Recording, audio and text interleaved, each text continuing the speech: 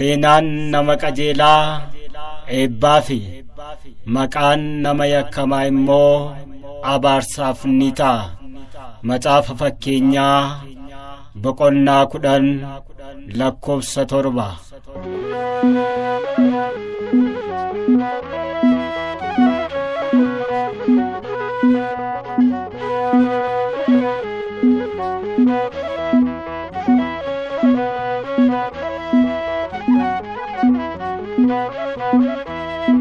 Abbaku qulqullicha abbo sin farfadha garbicha uumako biyya Itoophiyaa waada kee eeggata umurii kee guutuu faayinaaf bultetta.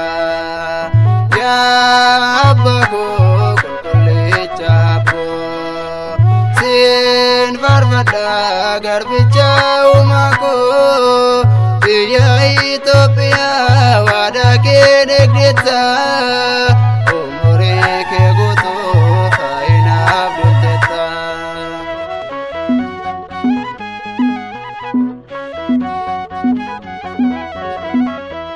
Dhaloota addaa dhaloonni kee ati galataan hiikkatee arrabaa kee ati abbaa fi ilmaa jettee hafuura qulqulluu daa'imummaan kaatee waaqayyoof hukumu.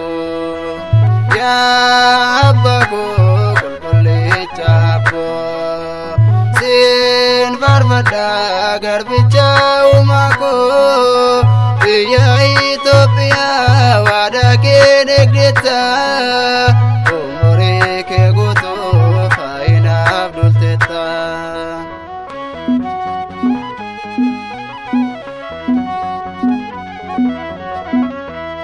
Abdii keenyan gafaa kakuun kee kunuudha leencaaf qeerransi kee hiixataa keettidha. Ijoollee kee maraaf ati ni dhaabbatta kan sitti hirkate eenyutu rakkata. Abbaku qulqullicha abbo sin farfadha garbicha uumako biyya Itoophiyaa waada kee eeggata umurii kee guutuu faayinaaf bultetta.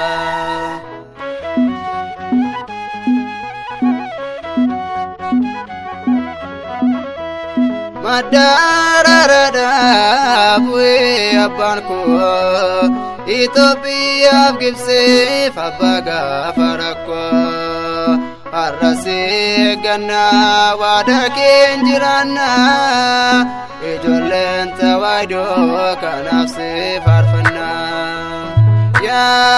Abbaku qulqullicha abbo sin farfadha garbicha uumako biyya Itoophiyaa waada kee eeggata umurii kee guutuu faayinaaf bultetta.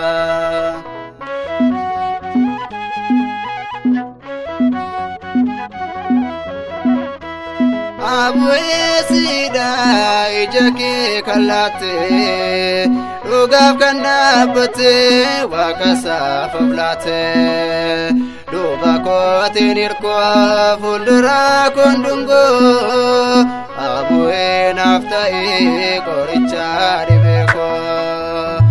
Abbaku qulqullicha abbo sin farfadha garbicha uumako biyya Itoophiyaa waada kee eeggata umurii kee guutuu faayinaaf bultetta. Abbaku qulqullicha abbo sin farfadha garbicha uumako biyya Itoophiyaa waada kee eeggata umurii kee guutuu faayinaaf bultetta.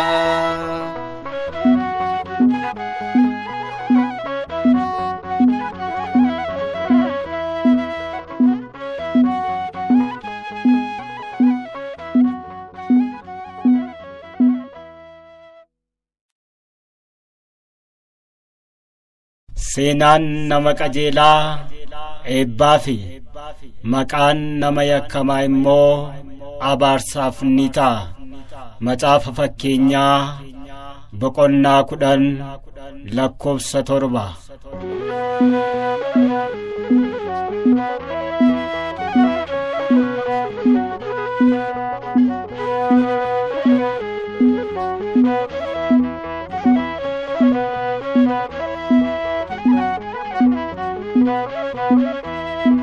Abbaku qulqullicha abbo sin farfadha garbicha uumako biyya Itoophiyaa waada kee eeggata umurii kee guutuu faayinaaf bultetta.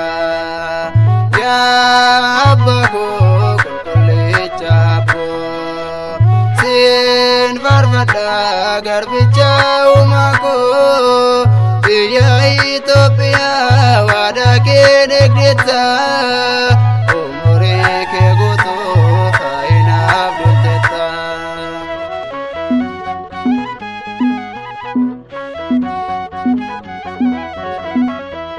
Dhaloota addaa dhaloonni kee ati galataan hiikkatee arraba kee ati abbaa fi ilmaa jettee hafuura qulqulluu daa'imummaan kaatee waaqayyoof hukumu.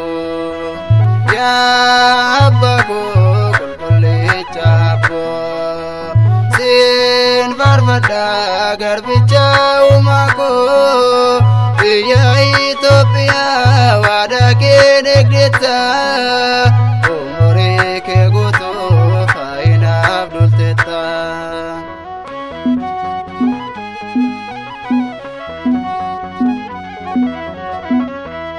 Abdii keenyaan gafaa kakuun kee kunuudha leencaaf qeerransi kee hiixataa keettidha.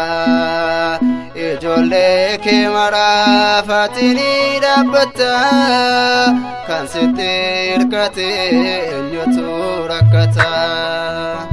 Abbaku qulqullicha abbo sin farfadha garbicha uumako biyya Itoophiyaa waada kee eeggata umurii kee guutuu faayinaaf bultetta.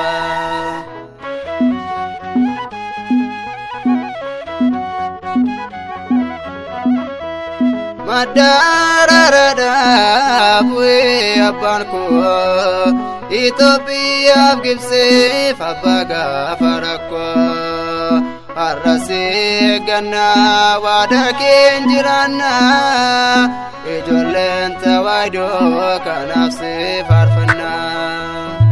Abbaku qulqullicha abbo sin farfadha garbicha uumako biyya Itoophiyaa waada kee eeggata umurii kee guutuu faayinaaf bultetta.